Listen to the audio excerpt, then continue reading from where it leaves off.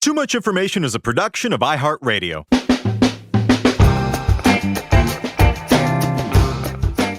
Hello, everyone, and welcome to Too Much Information, the show that brings you the secret histories and little-known fascinating facts and figures behind your favorite movies, music, TV shows, and more. We are your two ministers of minutia. I'm Alex Heigl. And I'm Jordan Runtagh. That's very good. that's a good one. I'm glad you were running out of gas last time we spoke. I'm glad you More in the pulled that one tank, out. baby. Got my second win. And Jordan, today we are talking about one of my favorite movies when I was a kid, the movie that really cemented my love of Tommy Lee Jones, if nothing else. That's right, we are talking about Men in Black, the Tommy Lee Jones starring, Will Smith co-starring, Barry Sonnenfeld directed, weird little movie with all the great gadgets, awesome practical effect aliens, and of course, my boy Vinny D'Onofrio's amazing 10,000 Chef's Kiss turn as the giant cockroach stuffed in a skin suit, Edgar. I almost said that was too real for me, but that's not the right phrase there. It was too unreal for me, too terrifying for me, too nightmarish for me. It is so good. I can't wait to dive into it. I almost airbrushed Will Smith out of that entire description, and then I threw him a bone. This movie came out when I was 10, and I saw it in the theaters, and therefore that created the perfect conditions for me to think that it was the coolest thing that had ever happened or ever would. And I held on to that belief firmly.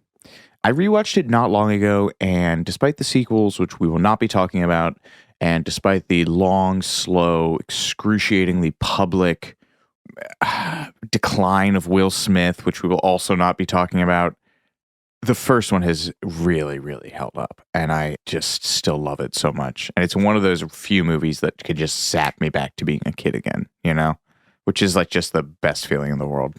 It's crazy that it turned 25 years old this month. It doesn't really, it does not seem. Except for this stuff with Edgar at the end, all those effects are still top notch. You know, it's weird. I actually pretty much totally missed this movie as a kid. Interesting. I kind of only had room in my heart for one Will Smith alien-related movie. And since Independence Day was released the year before, that had kind of gotten to me first. Kind of like how The Who got to me first before Led Zeppelin. Yeah. Independence Day got to me first, so my allegiance was with that.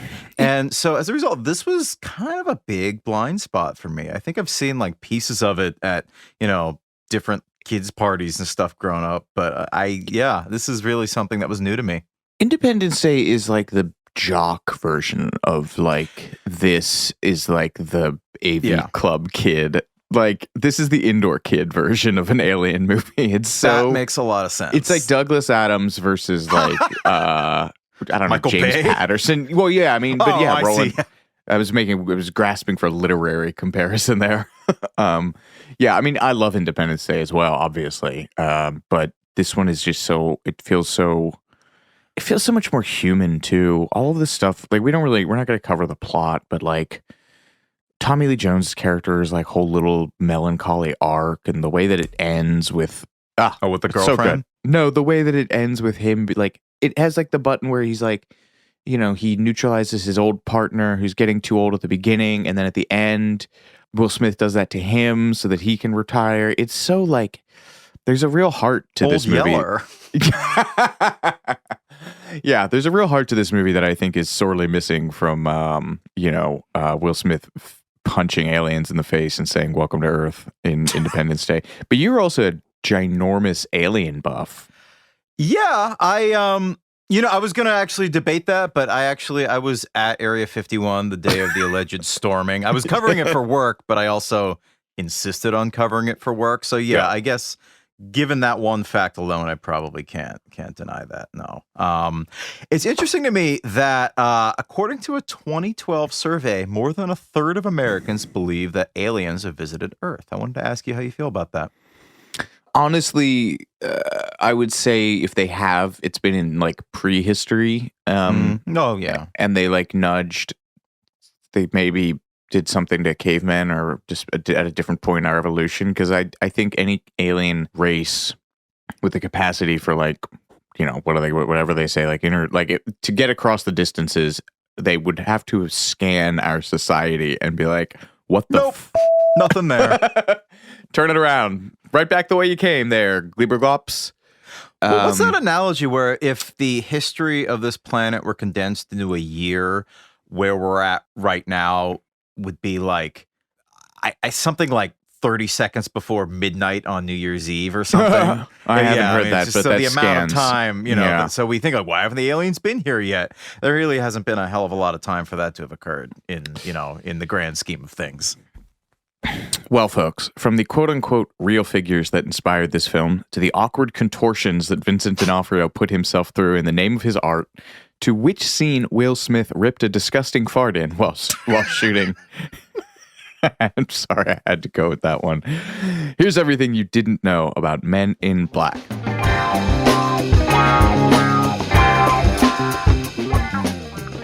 So the real Men in Black. This goes back to 50s. Not Johnny Cash. Yeah, exactly. Can you imagine Johnny Cash showing up to your house after an alien incident? Hello, I'm Johnny Cash. Just neutralizes you and walks away. I mean, hurt neutralizes me enough. Yeah, for sure. I'm just going to play you the video to hurt and leave. And you'll never feel again. So on June 24th, 1947, a private pilot by the name of Kenneth Arnold claimed that he saw a string of 9 shiny, unidentified flying objects flying past Mount Rainier in Washington state at speeds that Arnold estimated must have been at a minimum of 1,200 miles an hour. This report made the national news and may have been ground zero for the phrase flying saucer in the popular consciousness based on the way that he described them. Would you describe that as broadly accurate? Yeah, 1947 was a big year for flying saucer sightings, which we could talk more about in a minute. But yeah, there were a whole spate of these sightings, which as much as I want to believe, a la Fox Mulder, the fact that it all sort of started happening at once in the aftermath of World War II, when we had access to a lot of German scientists who were basically tasked with building all sorts of insane flying machines for the Nazis, it does kind of lend a lot of credence to the idea that these were secret government programs, and they were just developing these new crafts, and they didn't want people to know about it. Yeah. But anyway. So after this story is publicized, Arnold is contacted by a guy named Raymond Palmer, who's editor of the sci-fi fringe culture magazine Amazing Stories, who told him the story of 2 harbor patrolmen in Tacoma, Washington, supposedly in possession of fragments of a flying saucer. Palmer asked Arnold to check it out, wired him $200, and sent him on his merry way.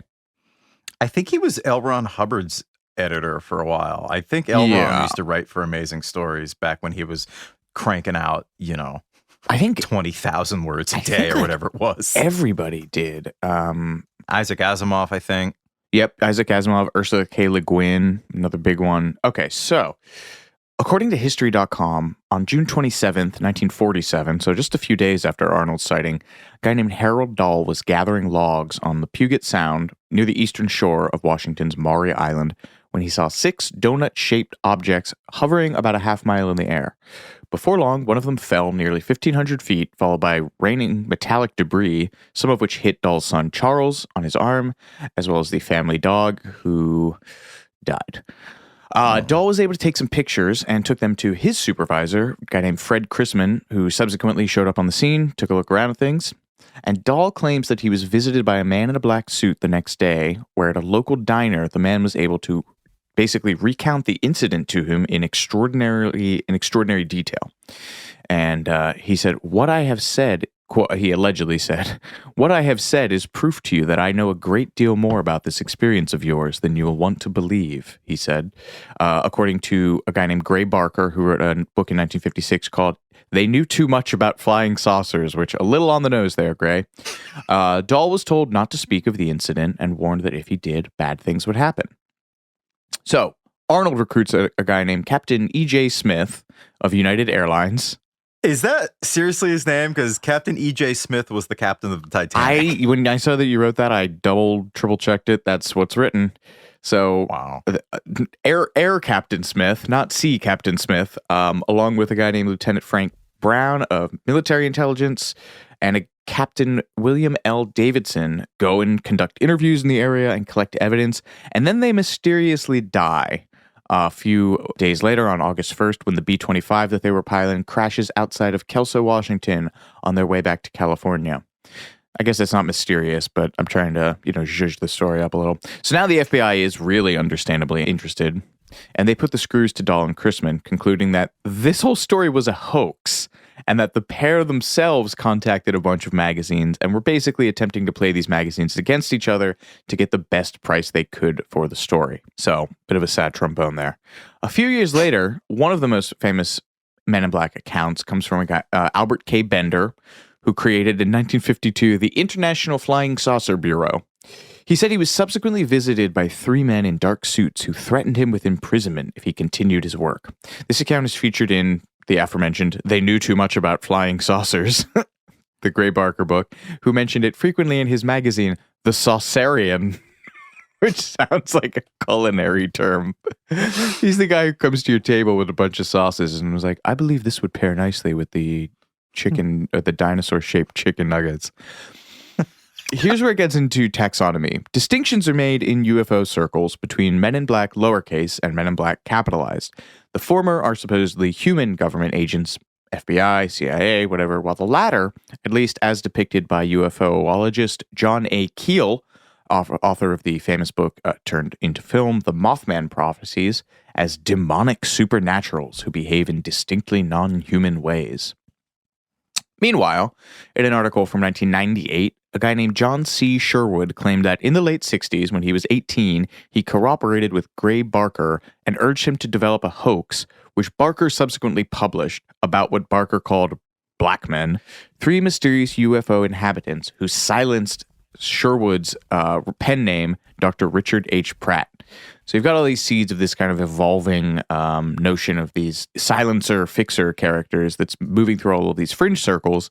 And, this stuff was really popular at the time. They did get circulated. People did read them. And so that's how you start seeing it trickle into other areas of pop culture, including Blue Oyster Cult, who I love. Their 1976 song, ETI, Extraterrestrial Intelligence. British punk band The Stranglers have a 1979 song called Men in Black, which is then followed 2 years later by a concept album called The Gospel According to the Men in Black. And then on the big screen, there's a 1979 film called The Alien Encounters by James T. Flocker that features the Men in Black. And then 1984's The Brother from Another Planet features 2 men in black who try to capture the alien hero. They also pop up in X-Files, interchangeably as actual threats and comic relief. And there's a famous episode where one is played by former Governor Jesse the Body Ventura and another by Alex Trebek. God bless Alex Trebek. We truly didn't deserve him. I'm gonna riff on this. Riff, baby, riff. This is one of the few times that I actually riff on this show. One of the few flying saucer incidents that we haven't spoken about so far is the Roswell incident, and that's kind of like the granddaddy of all these stories. So I just want to touch a little bit on that because it's something that I found really interesting. I said earlier I went to Area 51 for the alleged storming, that whole Facebook event thing that went viral in 2019. And this story kind of turned into a whole cultural history of Area 51, like when it became public knowledge that this place existed, what we knew about it, what's officially been released about it. And as with most things in regard to the government and aliens and conspiracy theories, the story spiraled into like a 20,000 word piece. Sure did. It maybe is the longest thing that people.com has ever published. It's pretty insane. Check it out if you're so inclined. But I spoke to a really fascinating investigative reporter named Annie Jacobson, and she researches all sorts of formerly top secret government programs, stuff like Project Paperclip, MK Ultra, government mind control stuff.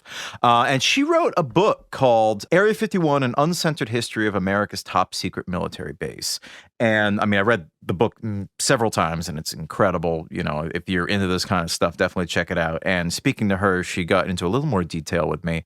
Her theory is basically that the famous flying saucer crash in Roswell, New Mexico in 1947 was actually from Russia. After the Second World War, the United States and the Russians kind of divided up the former Nazi scientists who were metaphorically and quite possibly literally light years ahead of the American aviation technology. And so they had all sorts of crazy stuff that they're working on. If you look at some unproduced, possibly unbuilt, if you believe official stories. They look like flying saucers. I mean, they look like the stealth bombers, like 40 years early, the kind of stuff they were working on. So her story is that Joseph Stalin, the Russian dictator, built this flying saucer and had it flown over to the United States with what she called grotesque child-size aviators that were basically the result of human experimentation to cause mass hysteria in the United States, because a decade earlier, Orson Welles had done his famous War of the Worlds radio broadcast where he told H.G. Wells' sci-fi story about an alien invasion on the radio, but he did it as if it were a live news broadcast, and people tuning in, after the opening credits thought that they were real alien invasions, and it created this, mass hysteria for a day or so in the United States. Stalin wanted to basically do that on a mass scale and flew this flying saucer. Allegedly, as the story goes, had these grotesque child-sized aviators. I'm just going to keep leaning on that phrase. Fly this craft into the United States, and it's unclear if it was meant to just kind of crash anywhere, or if they were supposed to fly over. I believe it was supposed to fly over like urban centers, and something went wrong and it crashed in the middle of New Mexico in this small town. And supposedly, according to Andy Jacobson, the person who wrote this book's sources, there were like Russian language Cyrillic symbols found inside the craft. It's always the Russians. I'm reading now from her book. These grotesque child-sized aviators were aged around 10, each under 5 feet tall, with large heads and abnormally shaped, oversized eyes. They were neither aliens nor consenting airmen, but human guinea pigs, she claims. Gross. Tragic. Yeah. So, onto a lighter subject, that of comic books.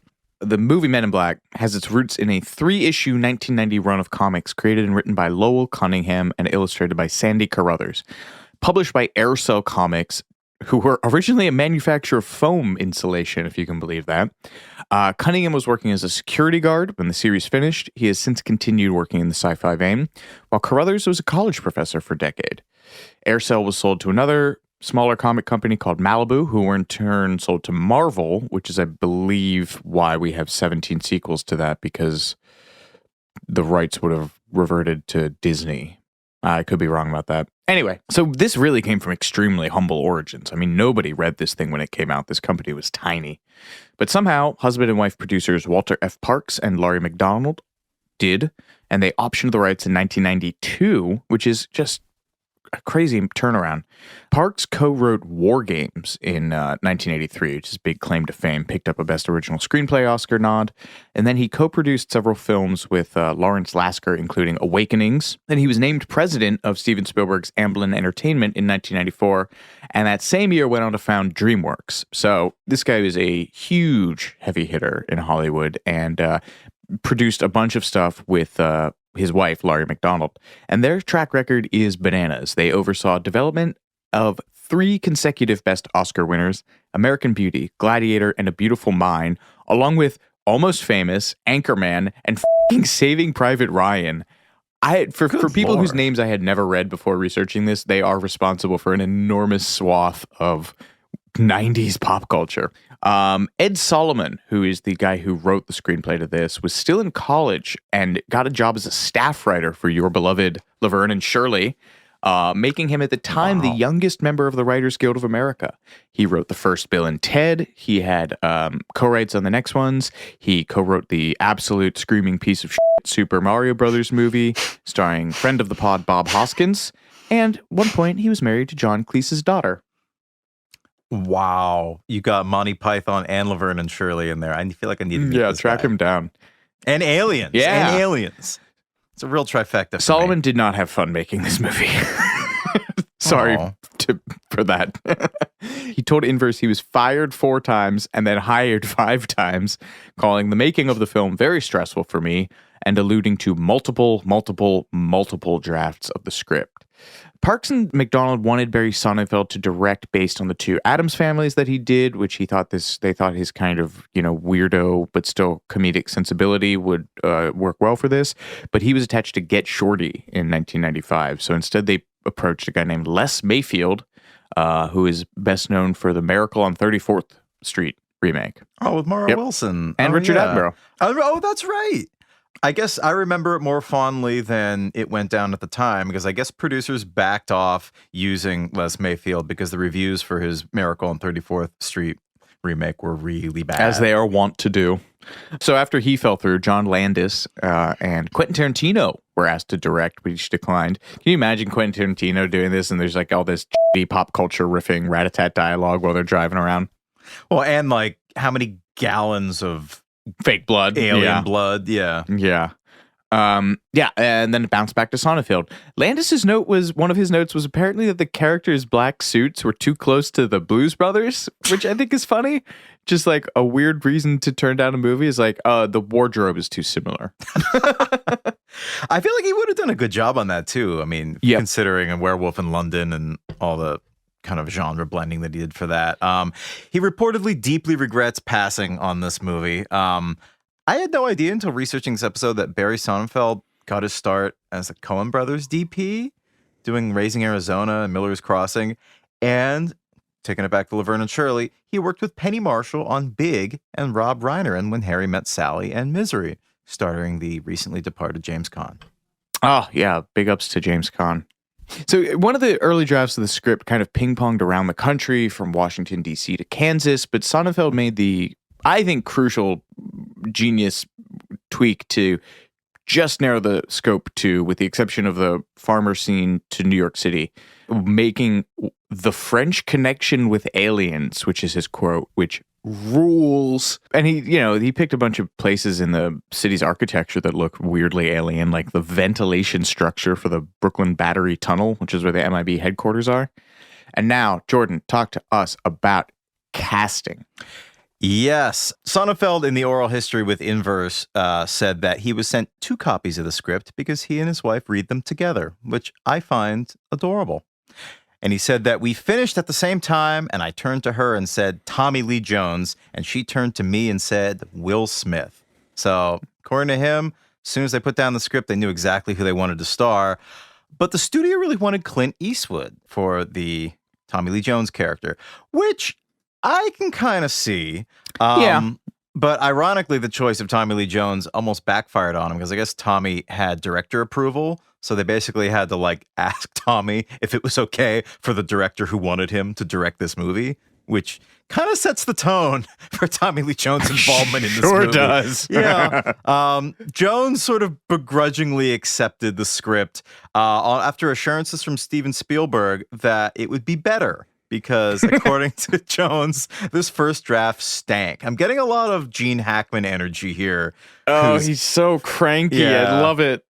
But I guess for the younger Agent J, they, instead of Will Smith, they were approaching sort of more zeitgeisty actors of the time, like Batman Forever's Chris O'Donnell and Friends' David Schwimmer. I can't imagine how truly shitty that would have been. I can't. Yeah, that's so bizarre.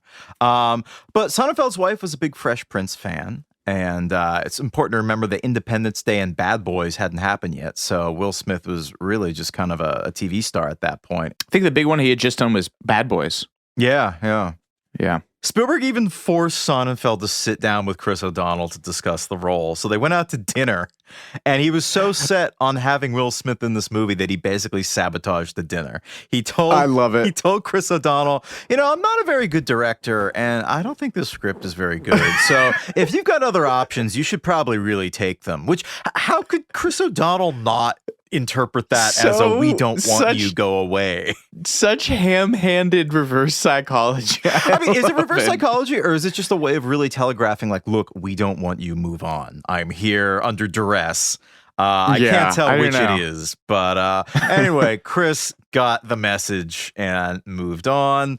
And I guess Barry Sonnenfeld went back to Spielberg, and the very next day said, "Oh yeah, he's not interested. Sorry, guess we got to go with Will Smith." And as part of his push to get Will Smith, he arranged for a helicopter to take Smith from a wedding in Philadelphia to East Hampton, New York, where Spielberg was summering.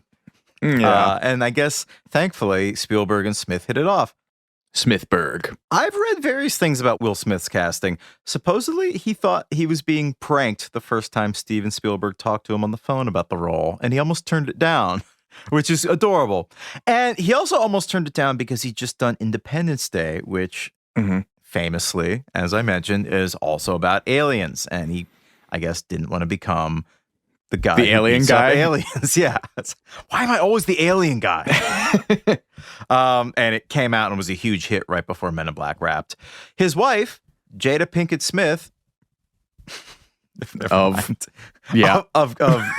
not do that. Let's not go there. We're not going to do that. She was the one who convinced Will to take the part in Men in Black. I have this. That just reminds me of one of my favorite jazz anecdotes, which is when Herbie Hancock talks about this in this. It's called Miles Electric, A Different Kind of Blue. It's this beautifully shot version of his performance at Isle of Wight. And they interview all the band members. And Herbie Hancock says the first time he got the call to be in Miles Davis's band, he thought someone was f***ing with him because they all used to imitate Miles Davis behind his back, just doing like the whisper, like, Herbie. And so when he like picked up the phone, he's like, he hears like, Herbie, I got a gig for you. And he's like, get the out of here, you know, whoever this is, like, quit trolling me, and hangs up the phone. And yeah, man, hanging up on Miles, making Miles call you back was a quick way to piss him off. A similar thing happened to the producer Glyn Johns when Paul McCartney called to ask him to produce the Get Back sessions. He's like, quit taking the piss. Well, yeah, he was tight with Mick Jagger because he produced a bunch of Rolling Stones sessions, and he thought it was Mick just calling to imitate him, and he told him to go to hell and hung up on him. That's hilarious. I feel like there's a listicle that needs to be written of people hanging up on their big break because they think they're being pranked, because there's a long list of that. Yeah, for sure. Sonnenfeld, talking about Will Smith, had a really interesting comparison. He compared him to John Travolta. He said they both have that movie star thing going on. I think that's an interesting comparison. Yeah. I'm not just going to leave that one there. We'll let that hang there, yeah. Imagine if it was Will Smith and John Travolta in this. Can you do John Travolta as Agent K? Will, we got to get rid of these aliens. We're going to take a quick break, but we'll be right back with more Too Much Information in just a moment.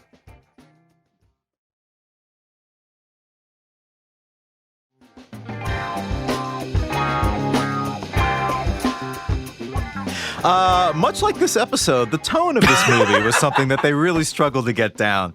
And it seems like Tommy Lee Jones, God love him, he didn't understand that when you're doing a buddy comedy, you can't have two comedians. You got to have the straight person and the funny person. And he thought that Barry Sonnenfeld was trying to make him not funny. And he was very not happy about that. And Barry Sonnenfeld remembered Tommy Lee Jones as being, quote, very intimidating as a result. And he's quoted as saying, Tommy just hadn't been in comedies and just didn't know that you just need to play the same reality as you do in dramas. I would get calls from his agent at the time saying, you only want Will Smith to be funny. You don't want Tommy to be funny, which is hilarious. Yeah, I just love the idea that Jones, who's just this soulful Texan hard ass, just wanted to like play to the cheap seats and do like broad comedy. It's so good. I just want to shoehorn this in there. This is the moment when I want to bring up the fact that Tommy Lee Jones was, I guess, college roommates with Al Gore at Harvard. Do you know Cute. That? No, yeah, exactly. Maybe it was kicking around in my skull somewhere. Oh. But yeah, Tommy Lee Jones's stony countenance is pretty legendary. There's the famous anecdote about him and Jim Carrey on the set of Batman Forever. I guess Jim Carrey was sort of picking up on kind of the frostiness from Tommy Lee Jones on the set and approached him off the set at a restaurant and asked him, what's up? What's the problem? And Tommy Lee Jones responded by saying, I can no longer sanction your buffoonery. One of the all-time put-downs. Rolling on, production designer Bo Welch referred to Jones as kind of a pain in the ass. While Solomon said, "It was my experience that if he knew it was a comedy, he certainly didn't think it was funny, and he let me know on quite a few occasions. But that is funny though. Yeah. It's like when you put a hat on a cat. How Yes. it's just like they're not. This is not funny to me. This is like, and hence it makes it even funnier. Yeah, he said, sometimes I'd write a whole paragraph and I would just see him exit out with his pen and then just do it in a look during the scene, which is pretty badass. I was going to say, to be able to do a whole graph in a look, that's called good acting. Yeah, the guy who plays Mikey in the opening scene is an actor named Sergio Calderon, and he said of Tommy, he is a little bit difficult.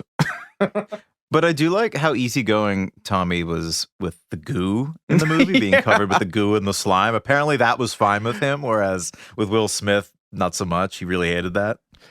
Stunt coordinator Brian Smurs. No vowels in that name. I hope I said that right. My first meeting with him, I said with Tommy, I said, "Hey, hello," and put my hand out to shake his hand.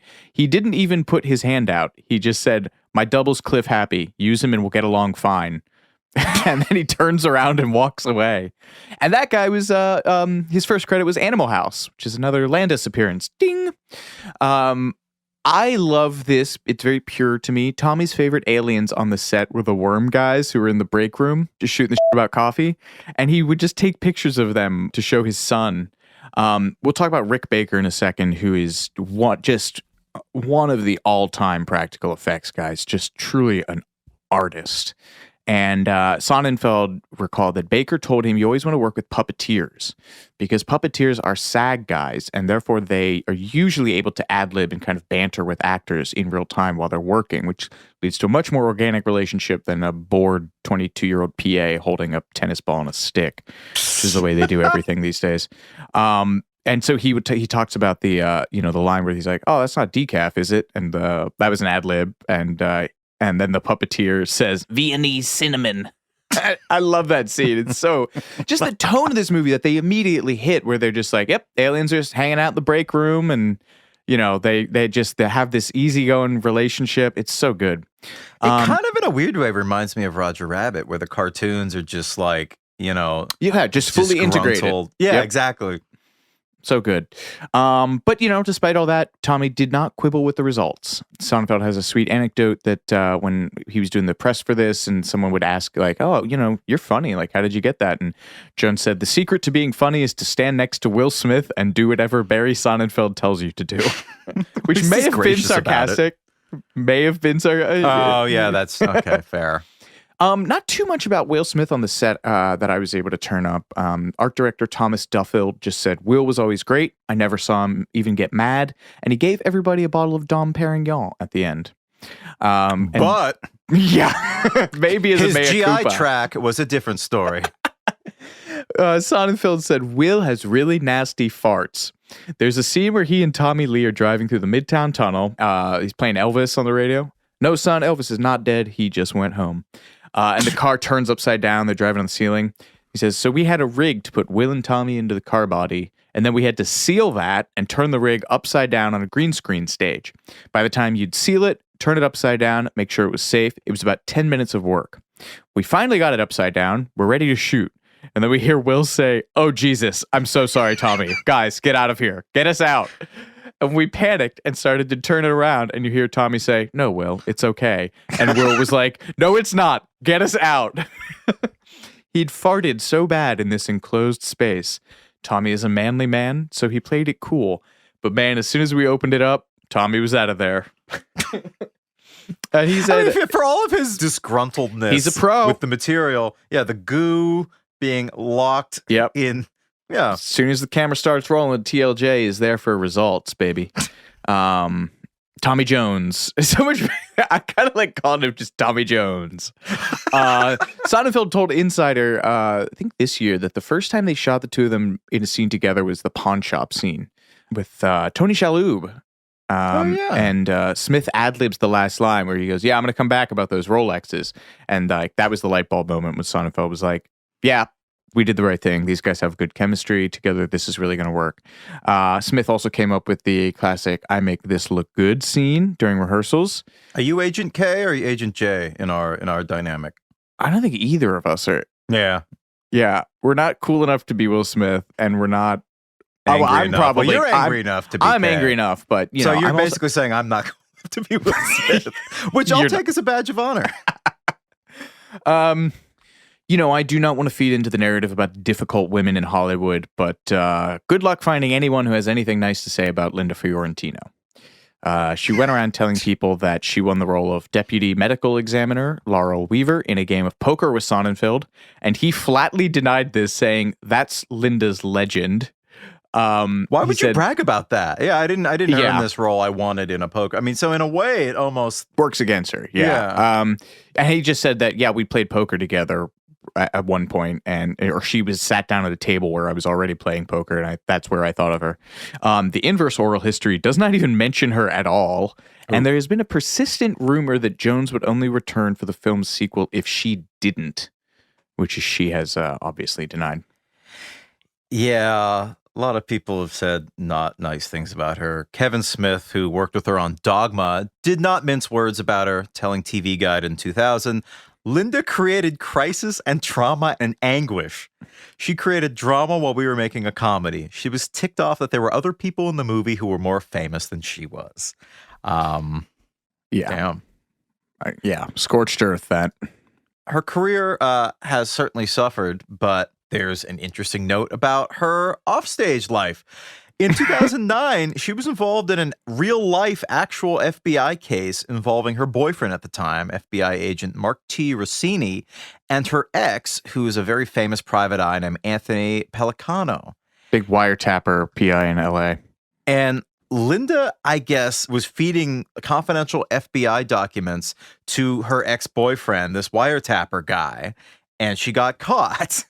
So she said she wanted these FBI documents because she was working on a movie and needed, be helpful for her research.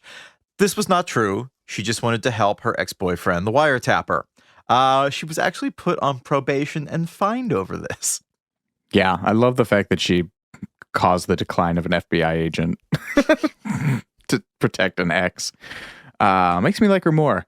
Now we arrive at a little section I like to call Vincent D'Onofrio. Baby. Yes. The real star of the film, obviously. His absolute bat turn. I mean, talk about committing to the bit. He is obviously a giant cockroach stuffed inside of a skin suit. Who among us? Aren't we all? John Turturro and Bruce Campbell were both offered the role. I could see Turturro. Yes, I can't really so. see. Campbell would have been hamming it too much. Roger Ebert compared Vincent D'Onofrio's performance, or the character at least, to Orson Welles in a suit of armor, which I love. 2019, Vulture did an entire oral history of just the sugar in water scene, which is just so perfect. Edgar, your skin is hanging off your face. That scene's so good. Anyway, so they talked to Sonnenfeld, they talked to Vincent D'Onofrio for it, and Sonnenfeld says, D'Onofrio's name came up early with the casting director, and I thought he was great. And then he segues into an amazing Stanley Kubrick story, because he had directed Vincent in Full Metal Jacket. Kubrick apparently made Vincent come to London and drive out to his baronial estate once a week for months and just force feed him like a pate goose. He would look at Vincent and say, "You need to weigh more. Come back in a week." Finally, Vincent said, "Okay, now can I ask you some character questions?" And Kubrick said, "That's your job, not mine." So Vinny meets up with makeup artist Rick Baker, at the aforementioned one of the geniuses of practicals, and started getting a concept for the character. Sonnenfeld's only direction to him was always be frustrated, which does not translate. getting much more than Kubrick gave him. Yeah, exactly. So Baker just put out a book recently. There's this enormous coffee table book that is, I haven't shelled out for it. I probably will after writing this. It is incredible. I mean, the man was like Michelangelo with rubbers and goo. But he has this insane line about Vincent D'Onofrio, which edges into Buffalo Bill territory. He says, after losing all of that, after gaining all the weight for Full Metal Jacket and then losing it, quote, Vincent's skin never came back as tight. Get closer to the mic. Yeah. He had this incredibly loose skin. It was great. Baker did not enjoy working on, or at least did not enjoy the aspect of this where he was working with both Spielberg and Sonnenfeld, because Spielberg was a producer. He had to get all his designs approved by both of them, and it was a pain in the ass. They would just write back with like, "Oh, can you put this guy's head on this guy's torso?" And he was like, "No, I can't. These were designed to be like interlocking pieces of like elaborately crafted rubber. You can't just play like Lego heads with them." But he had a relationship with Vinny. They had worked together on Tim Burton's Ed Wood, which might have snuck up as my favorite Tim Burton movie, non-Nightmare Before Christmas category. He's Orson Welles, right? Yeah, he plays Orson Welles in that. And his voice is dubbed, though, right? By the guy who did the Brain from Pinky and the Brain? Maurice LaMarche, yeah. Yes. Rick Baker's move for this was trying to do these old school Lon Chaney Jr. kind of effects, or Lon Chaney Sr., famously for Phantom of the Opera. For everything. Lon Chaney Jr. is one of the early masters of weird practical effects and makeup stuff. Really groundbreaking work in stuff like Phantom of the Opera and London After Midnight, I think is the other one. But he would do like spirit gum or paste pieces of fish skin, I believe, is what he used for Phantom of the Opera to distort his facial features, and then wear these like sort of these appliances all day for these shoots. Anyway, Rick Baker said to Vincent D'Onofrio, like, "That's what I want to do for this. I'd like to pull your eyelid and glue it down, and it's going to be pulled down for the whole day. Is that all right?" And so they tested it, and Vincent goes, "Can you pull it down further?" He said Vincent was up for anything I wanted to do to him as long as it made the character more interesting. Subsequently, that makeup took 6 hours a day to apply. Sonnenfeld said Rick did an amazing job of making various levels of deconstruction, which is something I forgot. I went back and was looking at this. He gets so gross as the skin suit starts to fall apart. And that they thought that through because the collagen from the skin would start to dry out. And, by the end, one of his teeth is just like falling out. So there's like 3 or 4 versions of this makeup that Rick did for the film. And he said that he thinks Peter Jackson has one of the farmer overalls and shirt, which is, I don't know, just funny to me. And now we arrive at The Voice, which is, this is just such a class. I love this little image that Vincent D'Onofrio sketches. Nobody except for Rick saw the actual character or heard the character's voice until the first day of shooting. We went to the set and did a take, and he cleared the set after that. And he said, "So, is this what you're going to do? That's the voice?" And Vincent D'Onofrio goes, "Yeah, that's what I got." And Barry Sonnenfeld, he said something like, "It's going to be great, or it's going to be a complete and utter failure." Can you demonstrate? I'm trying to think of some of the lines that he says. Well, the sugar water one. I had a cat. I was a little cat that I brought with me. A very small cat. That's the one I remember.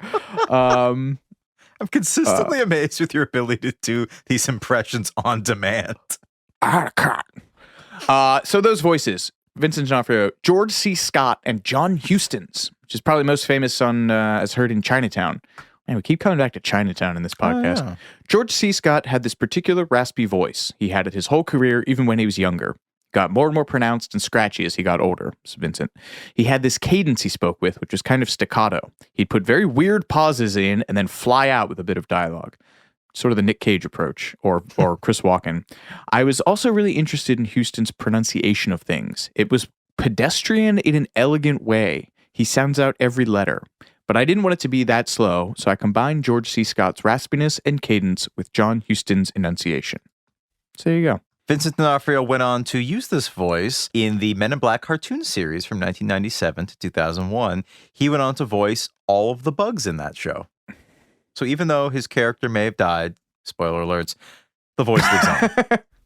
Yeah, the George C. Scott thing you can really hear because he just kind of like locks his jaw. Yeah, whenever he speaks. I mean, the Patton performance he gives, or like Dr. Strangelove, which we'll talk about in a moment, is something that you can definitely really hear that.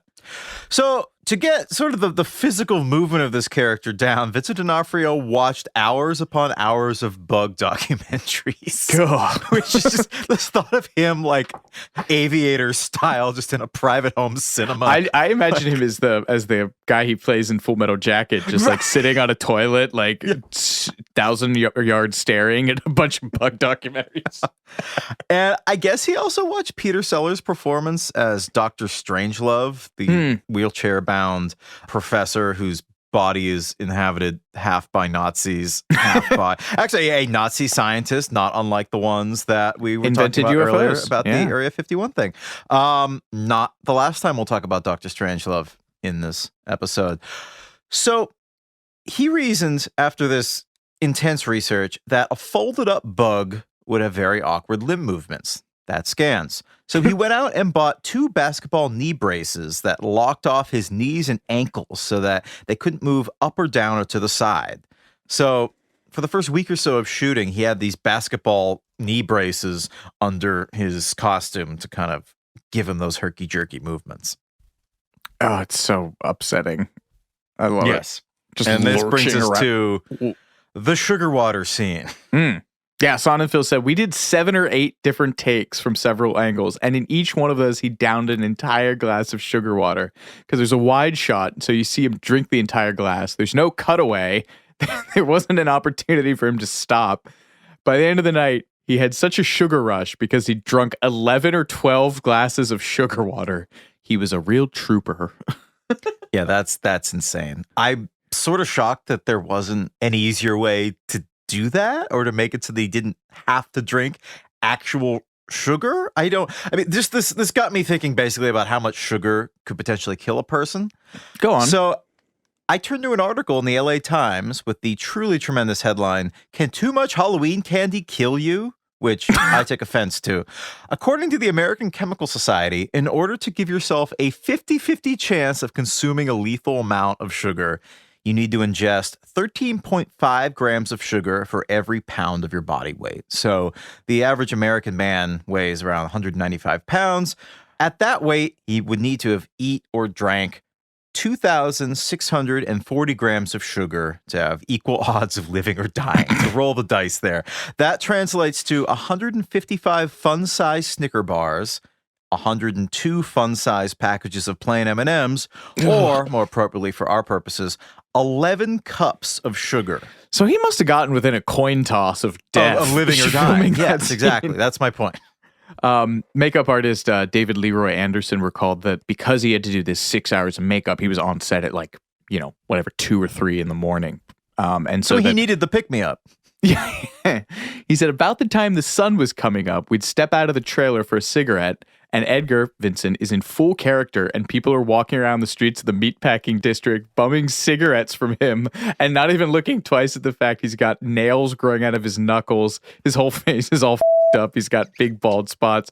Didn't matter at all. Which New York just City proves Sonnenfeld's point. Yes. If aliens were here, New York would be the perfect place for them to be because no one would even look twice.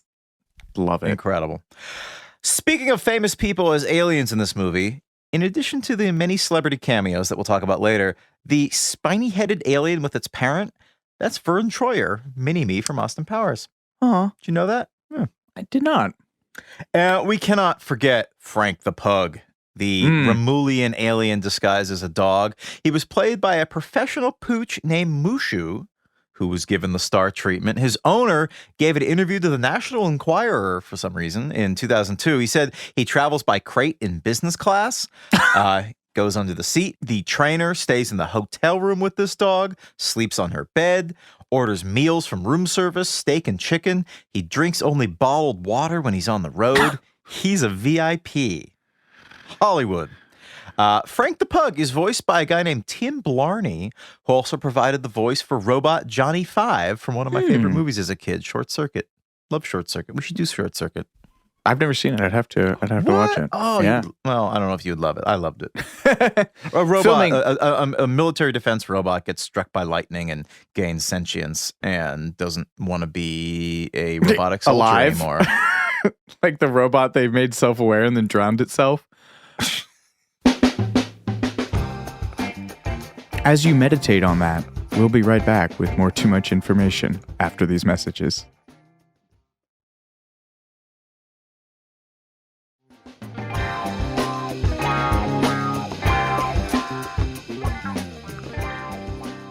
One of the famous New York City landmarks in the film gave them a particular headache. The scene in which Will Smith chases the alien. I think he also ad-libbed the line, "Just be raining black men in New York today." Yep.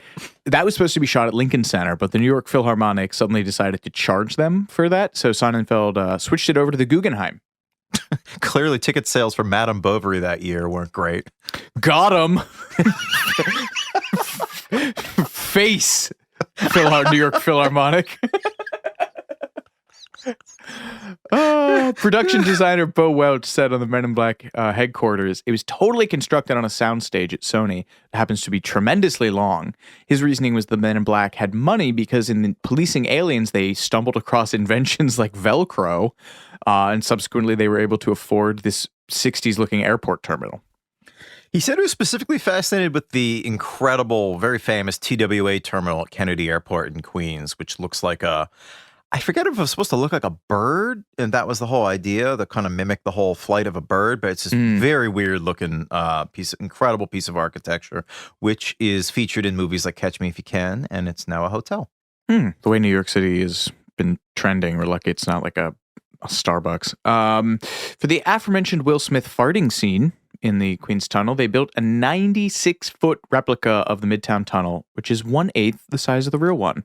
It was ludicrously accurate, right down to the graffiti, and it took him 4 months to build that thing. There's a bunch of neat space stuff in here. The sphere, when he's Will Smith is first in the Men in Black headquarters, and he picks up the murderous bouncy ball thing that ping pongs all around the HQ. Great Rip Torn, said to be a practical joke from The Great Attractor. I always thought that was just a tossed off line. The Great Attractor is a real thing. It is a gravitational anomaly about 250 million light years from Earth that is so strong it affects the motion of every galaxy within hundreds of millions of light years. It was Including first ours? Oh. Presumably. Oh, yeah, I guess so. First detected by astronomers in 1973. There's a website called Bad Astronomy that was sort of before Neil deGrasse Tyson on Twitter was like, their whole thing was just shitting on movies for inaccurate astronomy stuff, but they actually praised Men in Black for its accuracy. And there's a joke in there, too, that this great attractor was what actually caused the 1977 blackout in New York City. Oh, yeah. Speaking of insane technical devices within this movie, the neuralizer, which erases memories, apparently the prop couldn't open and flash at the same time, which created lots of headaches for the production team. I just thought that was interesting. Yeah, it's just the sound of a strobe flash reloading, which I think is just funny. They were like, just make it sound like a camera. As is now famous, the American Humane Society monitored every aspect of this, especially the cockroaches. They're also famous for doing this on Joe's apartment. Whoa, yeah. I think every time I read about a movie that has bugs in it, they talk about the Humane Society shows up and literally counts the roaches at the end of the day to make sure that none of them are famous. So that scene where Will's pissing off Edgar by like squishing. Oh, I'm sorry. Was that your auntie? Crunch. Those were condiment packets like mustard. I guess the costume designer, Mary E. Vaught, heard that maybe, I don't know if she heard or whatever, but she consciously wanted to avoid the Blues Brothers, the kind of baggier cut of suit. So she tailored all the suits in the film to be these more slim cut 1960s silhouettes. Cary Grant's in North by Northwest is a big inspiration. Will Smith said, the last time I wore a suit was my 8th grade graduation. The sunglasses used in Men in Black are Ray-Ban Predator 2 glasses, supposedly at Will Smith's request. I guess he really liked them. And after the film's release, Ray-Ban reported that sales of these glasses tripled from 1.6 million annually to 5 million. And I guess there was some minor drama about this. There was a special coating applied to the lenses to reduce glare and limit the reflection from all the lights on the set. But this removed the logo that's famously on all the Ray-Ban lenses. And Ray-Ban tried to convince the studio to reinstate the logo, but they refused. And after some coercing, I guess Will Smith compromised and name-dropped the brand in the Men in Black theme song, black tie with the black attitude, new style, black Ray-Bans. I'm stunning, man. I want you to read more rap out. lyrics. I want you to read rap lyrics in a dead monotone for the rest of my life. The watch worn by Agent J in these movies is a Hamilton Ventura, which was a style made famous by Elvis Presley in the movie Blue Hawaii. And I think they just did a reissue of it earlier this year. It's really cool. It's like this weird triangular shape, very, mid-century futuristic watch. How much does it cost? The cheapest one I saw was like $800.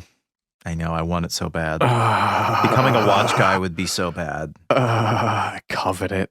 I know, me too. But man, for all of this care and thought that they put into it, they were really scrambling at different parts of this. There were a bunch of changes that they made to the plot. I guess there were 2 changes that they made to the plot. But costly and big ones. Yes, huge ones. 5 months into production, the original ending to the film was scrapped. They were originally going to have this kind of comedic, philosophical, existential debate between Will Smith and Edgar, which, thank God they changed that. And they decided to British. Yeah, Douglas Adams again. So they decided to rework it into the action scene. This directly affected Rick Baker, who at the cost of $1 million had built a almost 20-foot tall animatronic cockroach. And they were like, yeah, we're not doing that anymore. So to do all the CGI that's in there, extra $4.5 million to the budget. They sent it over to Industrial Light and Magic, again with like 2 weeks left in shooting for this. Another post-production change was they decided the whole plot about the smuggled alien galaxy was getting very complicated because as part of the lore and backstory to that, there was another alien race in there called the Baltians. I don't even understand it, what I was reading about that. It got very confusing to me. So they wisely thought this cluttered this up. So in post-production, they changed some of the readouts in the Men in Black computers. They changed some of the subtitles in the diner scenes, all very crafty ways of doing this. And then they just redubbed some of Frank's dialogue because, like, obviously you don't need to reshoot a dog to get the dialogue to line up. And they cut all of the mentions of that race with, again, like 2 weeks left in post. So some of the bonus making of materials for the home releases, Sonnenfeld jokingly advised all directors to put talking dogs in their films as an easy, sort of escape hatch for correcting plot points later. Just have a talking dog do all the exposition so you can change it on the fly. I love that. There are other winks to famous alien sci-fi stuff in the film. The driver smuggling the illegal aliens in the opening scene is driving along a road marked 375, and he claims to have been fishing in Cuernavaca. 375 is Nevada State Road, also known as the Extraterrestrial Highway because it goes near Area 51, a road you have driven. I have driven there, yep. And Cuernavaca is the Mexican city in which British UFO that's an impossible word to say. I'm going to do it in the Edgar voice. Cuernavaca is a Mexican city in which British UFOologist. Cuernavaca is the Mexican city in which British UFOologist Gordon Creighton claimed a flying saucer crashed near in 1951. The explanation that Tommy Jones gives Edgar's wife sort of throws 4 of the most infamous explanations for UFO sightings into a blender. Those include swamp gas, which was Dr. J. Allen Hynek's explanation of a Michigan sighting, weather balloon, which is the original explanation for the Roswell incident, a thermal pocket, which is a Washington, D.C. UFO sighting in 1952, and light from Venus, which is one of the most famously used explanations for UFOs. We mentioned Douglas Adams earlier. There are nods to Hitchhiker's Guide to the Galaxy. The question about cab drivers being aliens could be seen as a reference to a line in So Long and Thanks for All the Fish, in which the guide suggests that driving a cab is a good way to make a living for aliens visiting New York City. And that beautiful ending shot, just such a tremendous concept where they zoom out of our galaxy and the universe and go even further than that. It's revealed to be a set of marbles that aliens are playing with. That could also be a reference to a line in the book where Ford Prefect tells Arthur Dent that he knew of a planet that got used in a game of intergalactic bar billiards and was potted into a black pole. And he just says, only scored 30 points, too. I love Hitchhiker's Guide. So good. I read a theory, I don't know how realistic this is, that end shot of pulling out was sort of a nod to the finale of the TV show Saint Elsewhere, where the kid's staring into the snow globe. Yeah. And he's imagined it all. The whole series was just in this kid's mind as he's staring into the snow globe.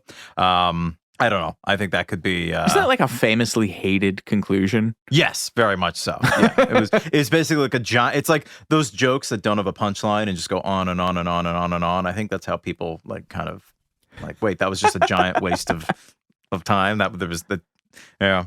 Interestingly, in 1997, the same year this came out, Contact also came out, and that opens with a similar shot where they start with something being broadcast on Earth, and they go out and out and out and out and out into space, past the Van Allen belt, past all the planets, out of the galaxy, and then it ends in young, whatever Jodie Foster's character's name is, Arroway.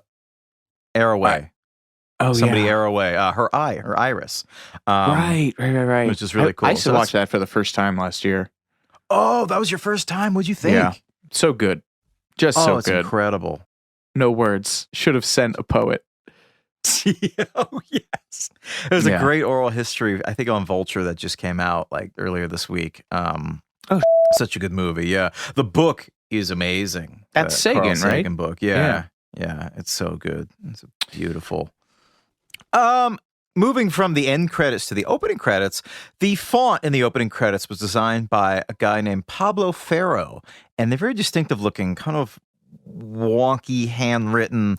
Yeah. They're a nod to the work that he did in Stanley Kubrick's classic apocalyptic comedy, Dr. Strangelove, or How I Learned to Stop Worrying and Love the Bomb, which I think, in addition to just being a stylistic choice, probably was done to kind of telegraph, like, this movie will be equally sort of off-kilter government absurdist. So Danny Elfman did the score for this. Truly, I've kind of soured on Danny Elfman. I get too much for you. Yeah, his whole like carnival ride. But he made the score to Batman, so he's forever grandfathered into being the for that. Nominated for an Oscar for this score, which sure. And then his anecdote about getting this is so funny. Actually, he was talking to People TV about it. Elfman was on the set of I think what is a great movie, sort of a misbegotten one, The Frighteners, starring Michael J. Fox, directed by Peter Jackson. Nope. And I guess they were shooting next to each other. And so Vincent D'Onofrio invites him over to the Men in Black set. He's like, oh yeah, we're doing this. I'm playing this gross monster. Like, come over and check it out. And on Danny Elfman's way back home, his agent calls him and was like, they want you to do the score for a movie called Men in Black. Like, what did you say? And he just goes, I don't know.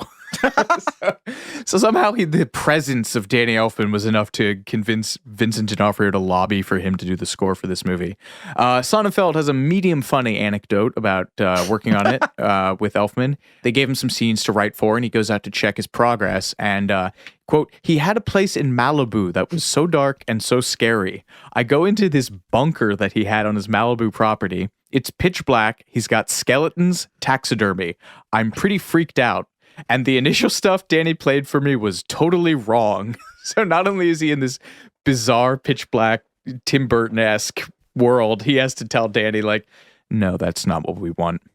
But he did say, a week later, I drove back to that horrible place of his again and loved what he had done since. Unfortunately, all anyone remembers from this film is that f***ing Will Smith song. I hate Will Smith's run in the 90s. The laziest f***ing samples since that Puff Daddy thing. He literally just steals. Like, there's nothing clever about, I took a break from this, and I took a bass line from that, and I took a piano or vocal hook from this, I chopped them up. Nope. He just takes songs and rewrites them. The Men in Black one is Forget Me Nots by Patrice Rushen. Will 2K or Millennium or whatever that piece of shit is just the Rock the Casbah. Just f***ing stole Rock the Casbah. The Wild Wild West one, Wicked Wicked Wild Wild West, is a Stevie Wonder song. I f***ing hate all of them. They didn't even ask him to do the song until they were in post-production, which may account for why it's so f***ing half-assed. And then in the video, they steal the electric slide. They couldn't be arsed to come up with a f***ing original dance for this. But what do I know? Because it topped the charts in Australia, Belgium, France, Germany, Hungary, Ireland, New Zealand, Switzerland, and the UK, but not the US, because it was not released as a commercial single. He won a Best Rap Performance Grammy for this. Oh, as if that means anything. Well, yeah, but still. I think this theme was Will's first solo song without DJ Jazzy Jeff. Aw. Poor Jazzy Jeff was robbed of a Grammy. Oh. I don't know. I will always have a soft spot for Will Smith's rapping because of the line in Freakin' It.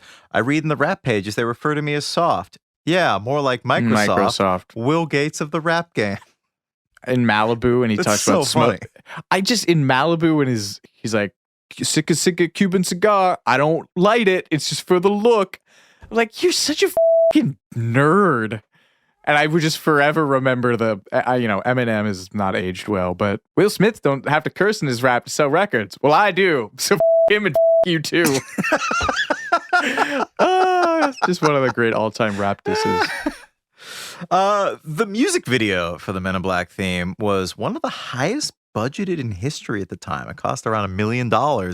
And much of this budget went towards executing Will's idea that he dance with an animated alien creature, Mikey, from the film's opening scene. He wanted to have that character dance in the video alongside of him. And so they employed a really early form of motion capture technology to pull this off. The post-production process took 3 weeks and ultimately gave him an alien dance partner, which looks medium convincing for the time. This thing went triple platinum. Yep. And has very early pre-fame songs from Alicia Keys and Destiny's Child. Which is fun. I think it was one of the first Destiny's Child songs that came out with when there were 4 of them. Yeah. It's funny that the production pissed off Ray-Ban earlier because there were over 30 promotional tie-ins, marketing tie-ins for this film, which was Ray-Ban, as we mentioned, Hamilton watches, and my favorite one, Head and Shoulders, who did a tie-in with the line, keeping the men in black in black. For any of you who don't know, Head and Shoulders is the famous anti-dandruff shampoo. That's good. I didn't get it. Okay. Yeah, because they would be brushing the dandruff flakes off their black suits. Yeah, it's very, Oh, that's actually, I like some that. ad guy made triple all of our salaries for that. Sonnenfeld told Insider this year that we had a family and friends screening near the end of editing where we didn't have the VFX in, which is fairly common, and it was a disaster.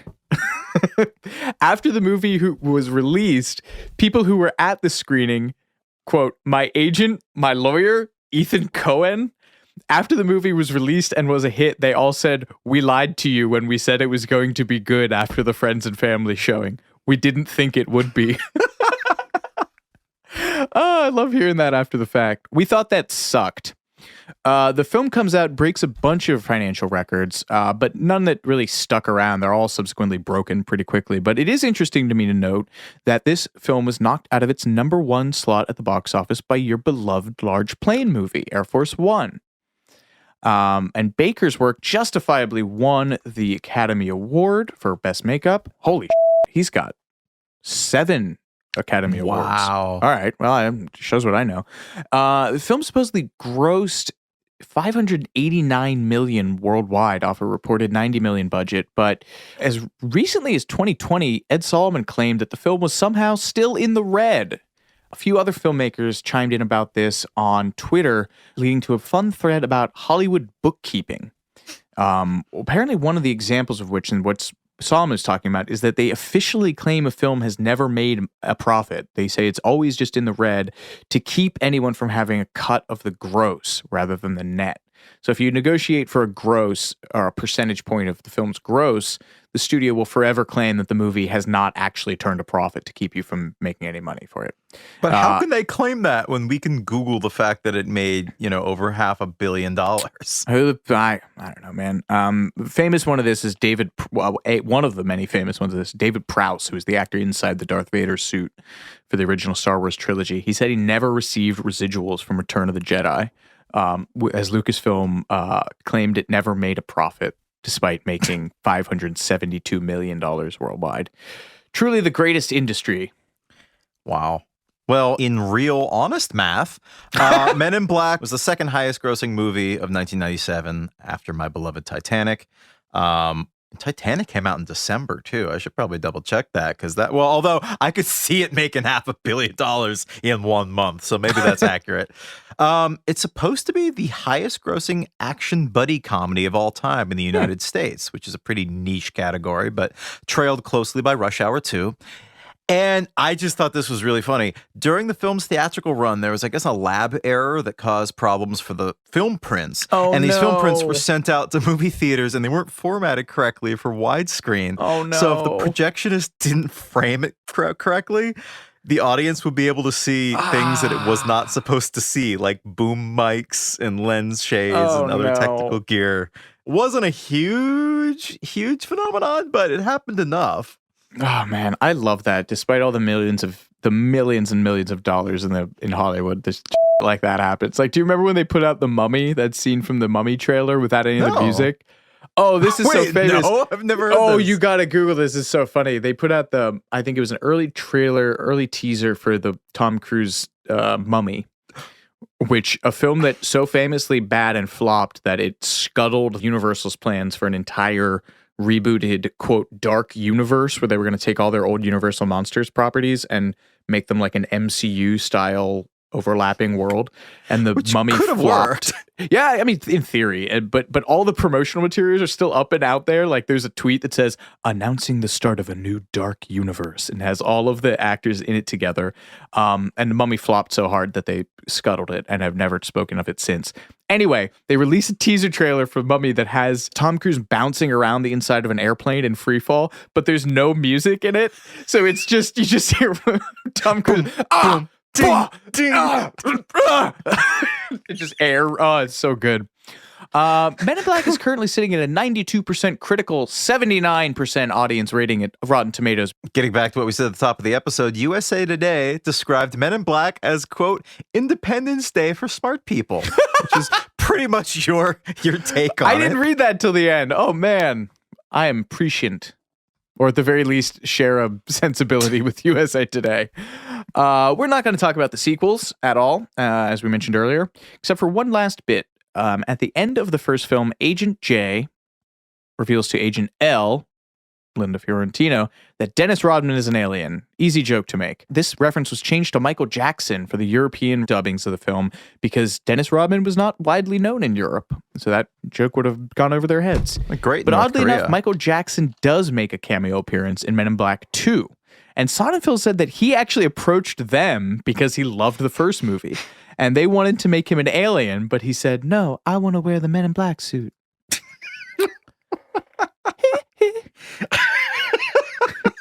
I can't believe this is like, I think the 40th episode we've taped, and I don't think I've heard your Michael Jackson voice yet. It's all stolen from the South one Park.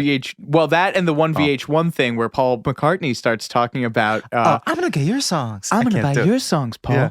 It's so cruel, and it's just the basis for my entire. And Paul McCartney, who's never been publicly cruel ever. Yeah, well, it is a sore point for him. Run us down, Jordan, the cameos that are in this film. Yes, a bunch of celebrities make cameos as aliens on a TV monitor. There's Danny DeVito, Al Roker, Sylvester Stallone, Dionne Warwick, Anthony Robbins, Newt Gingrich. Yeah, that scans. Barry Sonnenfeld, George Lucas, and Steven Spielberg. And I think that they were actually like, I don't think it was like footage from them. On IMDb, it says that they have an uncredited role. So I assume they showed up and did something for this. Well, I think some of them are in the background, but I think they might be in some of the monitor scans. Yeah. But yeah, I don't think that was like previously filmed footage. I think it was done specifically for this. At least that's what IMDb says. There were also tentative plans to do, I know you said we weren't going to talk about any sequels, but this was just so weird to me. There were also tentative plans to do a 21 Jump Street Men in Black crossover movie with Jonah Hill and Channing Tatum. It was actually announced at the 2016 Comic-Con in Las Vegas, but it seems like that idea is still in development hell, where it is likely to stay. The Hemsworth one flopped pretty bad, right? Yeah. But the film Men in Black has an even bigger cinematic influence. After the massive success of Men in Black, Marvel, who owned the Men in Black comic, began to shop their stories to other studios more actively, and this led to the X-Men films from Fox and the Spider-Man films from Sony. So, in a way, Men in Black paved the way for the Marvel Cinematic Universe. It's this and Blade. Yeah. Which is incredible. I love it so much that, these two niche comic book properties that both happen to star, black men, which was now such a rarity in all these whitewashed comic films, launched the MCU, man. It's that's so cool for me. Gotta love Blade. I don't know what else I have to say about Men in Black, man. Such a perfect little gem of a niche film. Can't hold the sins of the sequels really against it. I urge everyone to go and watch it. Perfect little summer film. Just sit down and take in the wonders of the universe and Tommy Lee Jones and Will Smith's farts. For you, I shall. After you sat through American Pie and Margaritaville back to back, I will do this. Well, folks, thank you for listening. We will see you next time on Too Much Information. I'm Alex Heigl. I'm Jordan Runtagh.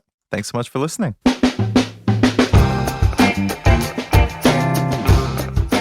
Too Much Information was a production of iHeart Radio. The show's executive producers are Noel Brown and Jordan Runtagh. The supervising producer is Mike Johns. The show was researched, written, and hosted by Jordan Runtagh and Alex Heigl. With original music by Seth Applebaum and the Ghost Funk Orchestra. If you like what you heard, please subscribe and leave us a review. For more podcasts on iHeart Radio, visit the iHeart Radio app, Apple Podcasts, or wherever you listen to your favorite shows.